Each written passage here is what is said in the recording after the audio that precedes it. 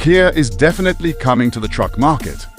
Without the official statement, there is a lot of room for rumors, especially about the name. One of the most frequent nameplates is the 2025 Kia Mohave. We assume the company won't waste too much time, so the truck should appear as the 2025.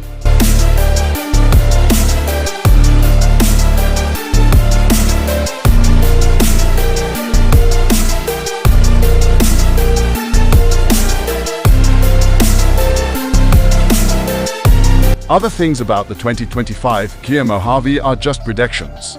Like in most other segments, the company will probably follow the footsteps of another Korean manufacturer. Hyundai is already out with a compact Santa Cruz pickup. Mohave is a mid-size SUV available in some markets, and it would be a better base for the mid-size truck class.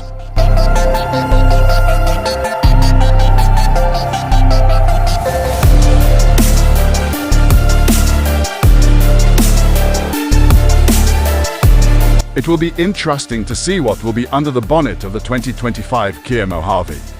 If it is based on the existing SUV, the truck will belong to the mid-size class.